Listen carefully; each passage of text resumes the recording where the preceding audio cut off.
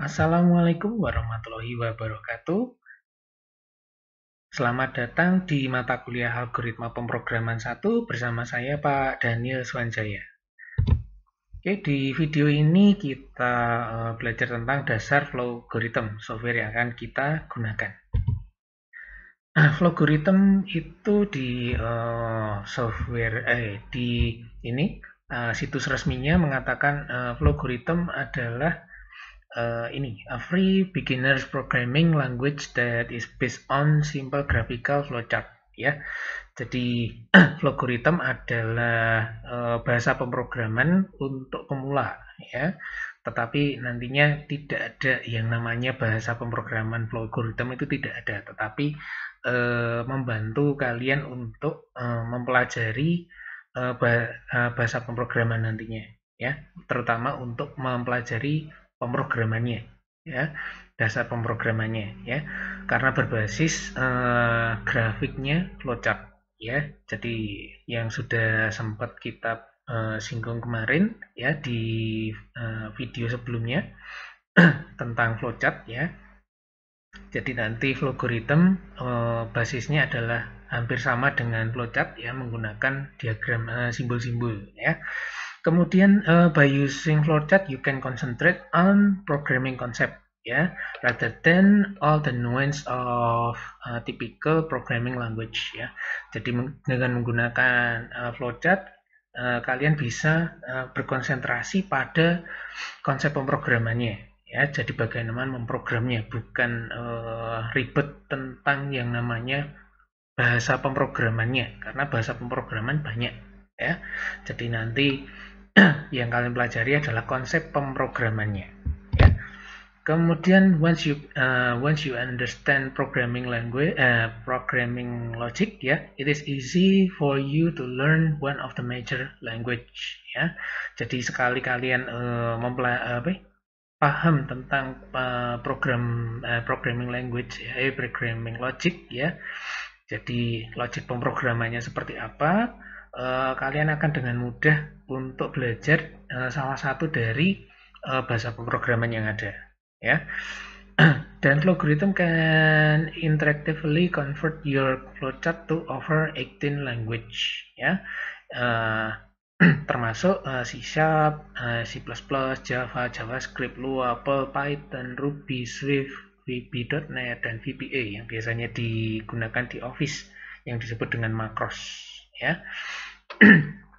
Jadi kalian nanti belajar Java itu lebih mudah menggunakan Flowgorithm karena kalian tidak belajarnya dari nol, ya, tetapi belajarnya dengan mudah merubah diagram yang sudah kalian buat menggunakan Flowgorithm nanti diubah menjadi salah satu bahasa, ya. Nah, nanti yang kita gunakan adalah bahasa Java, ya. Kemudian ketika kalian menggunakan Flowgorithm, nanti kalian akan berhubungan dengan 9 simbol ini, ya. Jadi yang pertama ada input output, ya, sama dengan di flowchart, ya, ada input dan ada output, ya, hanya berbeda warna, ya. Tapi nanti ketika kalian menggunakan di dalamnya nanti ada kata input dan ada kata outputnya. Kemudian untuk variabel, ya, hubungannya dengan variabel ada proses deklarasi, ya, menggunakan simbol ini. Kemudian proses pemberian nilai, ya, atau yang disebut dengan assignment. Kemudian kontrol, ya, hubungannya dengan percabangan, ya. Untuk perulangan nanti dibedakan oleh Flowgorithm, ya, menggunakan tiga bentuk, ya, tiga simbol ini, ya, bentuknya sama tetapi kegunaannya berbeda nanti, ya. Untuk while dan for dan juga do while, ya. Repeat until tidak ada, ya. Kemudian ada juga call. Nah, call ini hubungannya dengan prosedur. Jadi nanti bagaimana memanggil prosedur nanti menggunakan simbol ini, ya. Kemudian tampilan awal dari ini Flowgorithm, ya, sudah diawali dengan diagram yang seperti ini, ya. Tidak menggunakan start dan end seperti flowchart, ya, tetapi menggunakan main dan end. Jadi sudah disimpelkan atau didekatkan dengan bahasa pemrograman. Karena banyak bahasa pemrograman yang ini bagian yang executable namanya adalah fungsi main, ya. Jadi di sini Flowgorithm sudah mendekatkan kita pada bahasa yang akan kita gunakan, ya. Jadi di sini ada menunya, ya, menu file, edit, program, tools, dan help bantuannya, ya. Kemudian di sini ada ini untuk open, kemudian save, kemudian nanti ada untuk bagian untuk running, ya, untuk menjalankan diagramnya, ya, atau programnya. Kemudian yang ini adalah step-stepnya. Jadi nanti kalau kalian pengen menjalankannya per step seperti apa, nah nanti bisa menggunakan ini. Kemudian di sini ada tombol pause, ya, ketika kalian jalankan, nah kalian bisa menghentikan sementara, bukan menghentikan total, bukan, tapi hanya sementara, nanti bisa dilanjut lagi, ya. Kemudian yang tombol ini gunanya nanti untuk stop, ya. Akan sering kalian gunakan ketika perulangan. Kalau perulangannya terlalu banyak dan tidak berakhir, ya, atau yang disebut dengan infinitive loop, ya, infinitive loop, nanti kalian bisa tekan tombol stop di sini, ya, untuk menghentikannya, ya. Kemudian di sini ada pilihan untuk menjalankannya cepat atau sedang atau lambat. Jadi nanti menjalankannya satu, tapi temponya yang berbeda-beda, ya. Kemudian yang di sini nanti hubungannya dengan fungsi dan prosedur nanti, ya. Ada main di sini. Kemudian di sini untuk pengaturan tampilan, ya. Ini ada zoom, memperbesar atau dan zoom perkecil, ya. Yang di sini ada untuk mengubah tampilannya, ya, tampilannya mau diagram yang seperti apa, nanti di sini ada, ya. Kemudian di sini penataan Windows-nya, ya. Jadi Windows-nya nanti karena di Flowgorithm ini nanti kalau kalian klik tool, di sini ada beberapa toolnya, ya. Untuk melihat ini aktivitas variabel juga ada, untuk melihat source code itu juga ada, ya. Jadi nanti tampilannya kalian bisa sesuaikan sendiri, pengennya yang seperti apa, ya. Oke, pertama yang bisa dilakukan oleh pemrogram adalah membuat program yang namanya Hello World, ya, atau Hello Dunia, ya. Nah, di Flowgorithm kalian cukup membuatnya seperti ini, ya. Jadi di dalamnya program tadi, new file tadi, kalian klik yang panah penghubung antara main dan end, ya.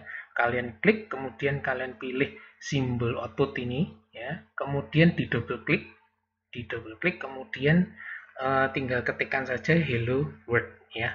Pakai tanda petik juga, ya, petik ganda, ya. Nah, dengan ini nanti ketika kalian tekan F5 atau tombol run, ya, di toolbar, nah nanti akan muncul tulisan ini hello world, ya. Kemudian kalau kalian pengen lihat yang namanya pseudocode, ya, pseudocode yang sudah sempat kita singgung di video yang sebelumnya, ya. Pseudocode versinya ini namanya Flowgorithm ada seperti ini, ya. Kemudian dalam bentuk bahasa Java, ya, sudah otomatis bentuknya seperti ini, ya. Kalau kalian klik output ini, ya, di simbol ini kalian klik, nanti di sini akan muncul biru juga, ya. Jadi bagaimana menampilkan teks hello world ini? Nah, kalian bisa menggunakan perintah system out println, kemudian buka kurung, petik seperti ini, ya. Tapi ini nanti masih belakang, ya. Jadi kita akan mempelajari dasar-dasarnya dulu menggunakan Flowgorithm, ya. Yang pertama harus kita ketahui adalah data, ya. Bentuknya data seperti apa dan apa saja, ya. Yang pertama di dunia pemrograman, ya, ada yang dikenal sebagai ekspresi atau kondisi, ya. Nilainya true dan false, ya. Hanya ada dua nilai dan nilainya tidak bisa dikonversi bahasa Indonesia, tidak bisa, ya. Harus tetap menggunakan bahasa Inggris seperti ini. Berikutnya numerik. Nah, numerik ini dibedakan menjadi dua. Ya, yang pertama ada bilangan bulat. Ya, bilangan bulat ini negatif, 0 dan positif. Ya. Kemudian pecahan. Ya, pecahannya bisa berapapun. Ya, di sini yang di contoh saya menggunakan 0,5 saja. Ya, penulisan titik 0 ini ada hubungannya dengan bahasa pemrograman nantinya. Ya. Titik 0 itu perlu atau perlu dituliskan atau tidak, ini nanti hubungannya dengan bahasa pemrograman. Tetapi untuk defaultnya, untuk amannya, kalian biasakan untuk menuliskan titik 0 ya, untuk pecahan ya. Jadi jenisnya ada dua untuk numerik ya, ada bulat dan pecahan. Kemudian karakter. Nah, karakter ini yang biasa kita kenal adalah huruf ya. Tetapi di dunia pemrograman tidak hanya karakter. Karakter itu tidak hanya huruf ya, tetapi termasuk juga angka-angka ya. Jadi kita tidak menyebutnya sebagai bilangan, tetapi ini karakter ya. Karakter 1, karakter 2, karakter 3 ya. Nah, tapi catatannya begini, berbeda antara karakter 1 dengan angka 1. Ini tidak sama. Ya. Jadi yang pakai petik itu adalah karakter. Yang tidak pakai petik ini numerik. Ya. Jadi nanti dibedakan, jangan sampai keliru ya. Jadi apapun yang kalian ketik di antara tanda petik itu disebut karakter ya. Tetapi yang tidak menggunakan tanda petik, nah ini nanti adalah data ya. Oke. Untuk yang namanya tipe data, jadi sudah ada datanya, bentuknya seperti apa. Nah, berikutnya adalah nanti di pemrograman ada yang namanya tipe data ya. Tapi tidak semua bahasa pemrograman itu menggunakan tipe data. Ada yang auto tipe data itu ada ya. Tetapi secara default kita harus mempelajari yang namanya tipe data ya. Tipe data yang pertama kalau di logarithm ini ya, untuk ekspresi true false tadi ya, kita menggunakan yang namanya tipe boolean ya. Kemudian untuk numerik ya, tadi ada dua. Yang pertama untuk bilangan bulat. Nah, bilangan bulat itu kita menggunakan integer ya. Yang sempat di video sebelumnya saya sebut integer, ini akan kita pelajari di video berikutnya ya. Jadi integer ini maksudnya adalah tipe data dari numerik yang ini bilangan bulat ya. Kemudian kalau pecahan disebut dengan real ya. Bukan Real Madrid ya, tetapi real saja ya. Kemudian untuk karakter digunakan ini tipe data yang namanya string ya. Jadi nanti kita ke depan mengenal 4 tipe data di logarithm ya. Ada boolean, ada integer, ada real, ada string ya. Jangan sampai lupa kegunaannya. Boolean untuk ekspresi true false, integer untuk bilangan bulat negatif, 0 dan positif ya. Untuk pecahan yang ada koma-komanya ya. Tetapi koma-koma di ini logarithm menggunakan titik ya, mengikuti bahasa Inggris atau satuan internasional ya. Jadi menggunakan tanda titik bukan koma seperti kita ya. Jadi seperti cara bacanya di ini bahasa Inggris. Jadi 1.7 ya. Membacanya kalau dikonversi bahasa Indonesia 1,7 ya. Tetapi ketika menulis 1.7 bukan 1,7 ya. Jadi nanti untuk menuliskan pecahan jangan sampai keliru ya. Berikutnya variabel. Nah, variabel itu apa? Variabel itu adalah penampung nilai atau data ya. Nah, pilihannya ada dua ya. Jadi single data atau listed data ya. Single data berarti datanya hanya satu saja ya. Tetapi kalau listed data nanti berikutnya akan disebut sebagai array atau larik. Nah, bentuknya seperti apa? Bentuknya adalah sebuah satuan, satu kesatuan atau kelompok ya. Bisa disebut satu row atau bagaimana sembarang, tapi kita akan menyebutnya sebagai array ya. Jadi ada nanti di berikutnya ada yang disebut dengan indeks, ya. Ada indeks, ada value-nya. Jadi ada elemennya, ya, elemen dari array. Untuk variabel, ya, single data, proses deklarasinya, jadi proses mengenalkannya bagaimana? Caranya adalah menggunakan simbol declare, ya. Kemudian tipe dari data yang akan disimpan apa? Apakah boolean, apakah integer, apakah real, atau string, ya. Ekspresi, bilangan bulat, bilangan pecahan, atau karakter, ya. Kemudian untuk nama variabel ada aturannya, ya. Harus diawali dengan huruf, tidak boleh selain huruf, ya. Oke, selanjutnya baru huruf atau angka. Selain huruf dan huruf atau angka tidak boleh, ya. Garis bawah tidak disarankan, ya, ataupun simbol-simbol lain tidak diperkenankan atau tidak disarankan, ya. Kecuali nanti ketika kalian sudah mengenal bermain di bahasa pemrograman, nah di situ akan ada perkecualian, ya. Perkecualiannya mengikuti bahasa pemrograman yang kalian gunakan, ya. Kemudian selain huruf dan angka tidak diperbolehkan, ya, yang saya jelaskan tadi. Kemudian harus mewakili tujuan data yang akan disimpan, namanya, ya. Jadi tidak boleh A, B, C, D, E dan seterusnya, ya. Dan ketika kenapa nggak boleh hanya A, B, C, D, E? Nah, ketika ditanya gunanya, misalnya variabel variabel ini digunakan apa? Nah, jawabannya panjang sambil kedip-kedip gitu. Nah, oke.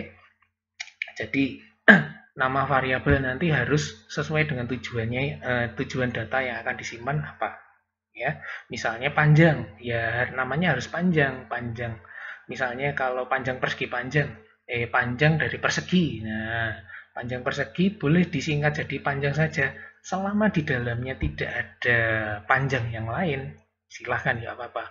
Panjang 1, 2, 3 boleh, tidak disarankan, ya. Lebih baik kalian beri nama.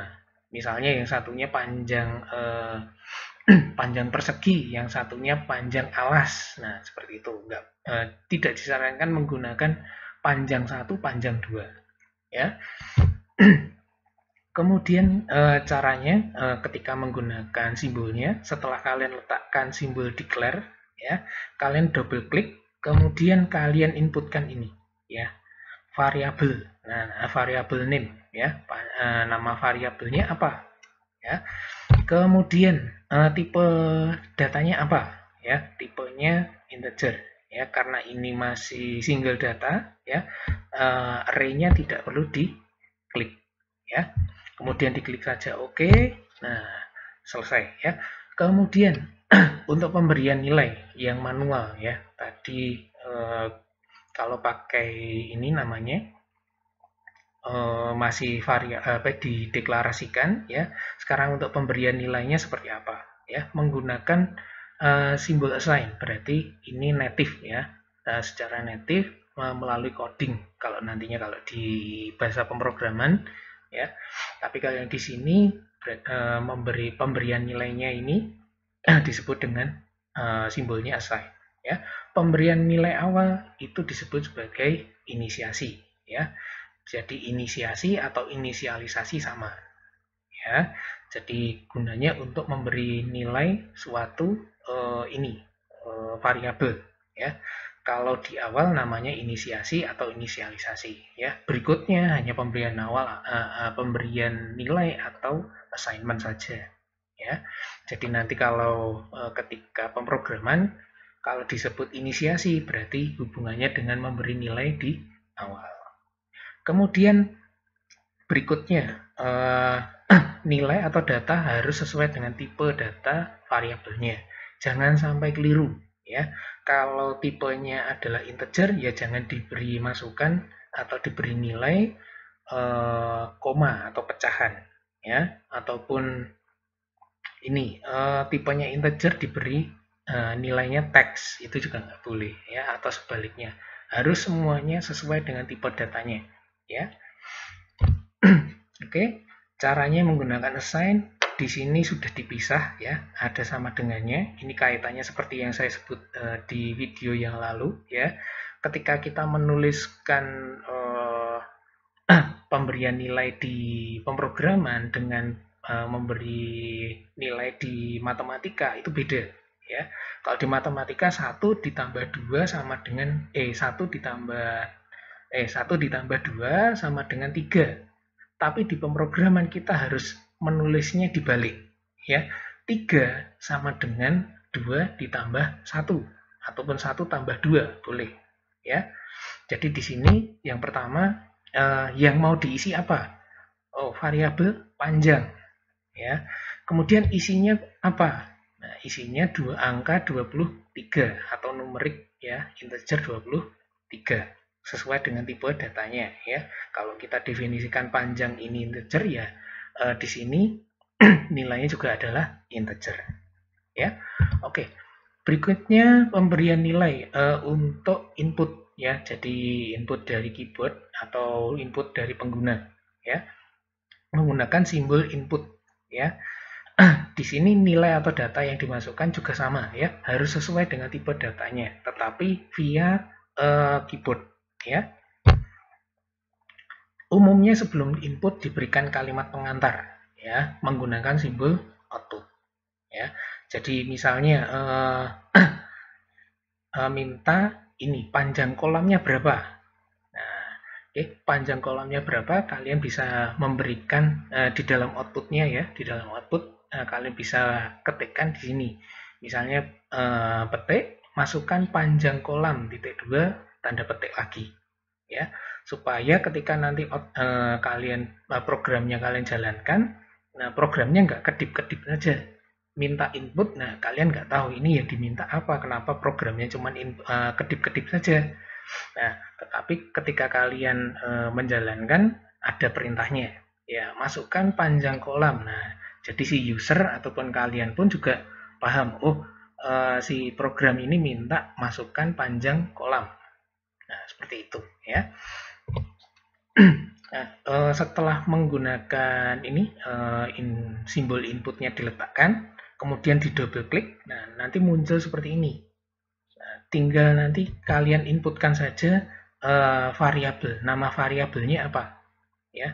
Di sini yang diketikkan wajib nama variabel ya, tidak bisa yang lainnya ya. Kemudian untuk listed data ya, yang untuk array ya, ini sama menggunakan simbol declare ya. Tipe dari data yang akan disimpan harus jelas ya. Yang disimpan apa? Nama variabel array-nya apa? Aturan penamaannya sama ya dengan variabel sebelumnya ya. Kemudian ukuran array-nya berapa ya, sesuai dengan banyak data yang akan disimpan ya. Kalau tidak diketahui bagaimana Pak? Kalau tidak diketahui, kalian definisikan yang agak banyak, biasanya digunakan seratusan ya. Tetapi kalau memang datanya lebih dari 100, kalian bisa tambahkan sendiri ya. Nah, caranya seperti ini. Setelah simbol declare diberikan, kemudian di double klik ya, nanti akan muncul Windows ini ya, tampilan ini. Nah, di tampilan ini nanti kalian ketikkan variabel, nama variabelnya apa ya. Jadi untuk deklarasi nama variabelnya untuk array-nya apa. Oke. Kemudian tipenya apa ya, tipenya misalnya integer ya, bisa yang lain bisa ya, sesuai dengan keperluan. Kemudian ini pertanyaan, apakah ini array? Nah, silahkan dicentang ya. Kemudian variabel ini ukurannya berapa ya, misal 6. Ada maksimalnya, ada, mengikuti memori yang ada di komputer kalian ya. Semakin besar memori yang kalian punya, maka array yang bisa digunakan juga banyak ya, karena kaitannya dengan penggunaan memori ya. Memori RAM ya, bukan RAM-nya mobile ya, karena kalau RAM-nya mobile nanti beda cerita ya. RAM-nya dari komputer atau PC ya, atau laptop kalian. Oke. Kemudian untuk pemberian nilai secara manual, kalau listed data atau array bagaimana? Ya, simbolnya tetap sama menggunakan assign, kemudian harus tetap ya diawali dengan proses inisialisasi, ya. Kemudian ini nilai atau data harus sesuai dengan tipe data variabelnya, ya. Jadi di sini cara memberikannya seperti ini, ya. Sama dengan yang sebelumnya, tetapi perbedaan antara variabel single dengan variabel listed apa? Nah, kalau variabelnya array itu harus menggunakan kurung kotak. Nah, apa arti kurung kotak? Berikutnya akan kita bahas, ya. Kemudian nilainya apa? Ya, setelah nilainya kita berikan, setelah itu diklik oke. Ya, nah hubungannya kotak tadi apa, kurung kotak? Nah, di listed data ada yang namanya indeks, ya. Indeks di sini adalah nomor urut data pada array, ya. Diawali ya atau diawali dari 0 ya hingga n-1. Nah, di mana n ini adalah ukuran array-nya. Seperti di slide sebelumnya tadi, kalau ukurannya 6, maka indeksnya adalah 0 hingga 5, ya. Kemudian berikutnya adalah elemen ke i, ya. Elemen ke i ini apa? Data pada array dengan nomor urut ke i, ya. Misalnya bilangan kurung kotak 0, ya. Ini kurung siku, kurung kotak, ya. Menuliskannya seperti ini, ya. Jadi elemen ke 0 dari bilangan, ya, variabel bilangan. Nah, menuliskannya seperti ini. Atau kalau kita mau mengakses elemen ketiga, nah caranya seperti ini. Jadi yang ada di dalam kurung kotak di sini itu adalah nomor berapa, indeksnya indeks keberapa. Nah, oke, secara visualnya adalah seperti ini, ya. Misalnya bilangan kita definisikan adalah ukurannya 7, ya. Bilangan dengan ukurannya 7, ya, integer 7. Oke, di sini yang disebut indeks adalah ini, ya. 0, 1, 2, 3, 4, 5, 6. Karena ukurannya 7, ya, tidak sampai 7, ya, karena diawali dari 0. Kemudian nilai yang diberikan berapa, ya. Tinggal diinputkan saja nilai yang diinputkan berapa, ya. Jadi kalau misalnya bilangan ketiga, nah bilangan ketiga ini berarti yang akan muncul adalah 10. Kalau bilangan ke ini elemen ke 0, nanti yang akan muncul adalah angka 23, ya. Berikutnya untuk pemberian nilai dengan menggunakan input atau menggunakan input dari keyboard bagaimana? Nah, sama seperti yang sebelumnya, ya, yang non list yang single data, ya. Tetapi nanti untuk listed data, untuk array harus dan wajib menggunakan indeksnya. Indeksnya indeks keberapa, ya. Kemudian nilai atau data yang dimasukkan harus sesuai tipe datanya. Dan umumnya sebelum input diberikan kalimat pengantar seperti yang single data. Oke, jadi memasukkannya sama dengan cara seperti ini, ya. Oke, yang paling penting jangan lupa memberi kurung kotaknya kalau ini array, ya.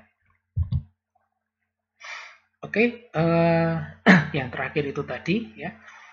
Terima kasih untuk sedianya menonton video ini, ya. Berikutnya di video berikutnya ada diagram logaritma, ya. Di sini kita akan mulai belajar membuat diagram di logaritma. Kita akan membuat program mulai dari video berikutnya nanti, ya. Oke, terima kasih. Wassalamualaikum warahmatullahi wabarakatuh.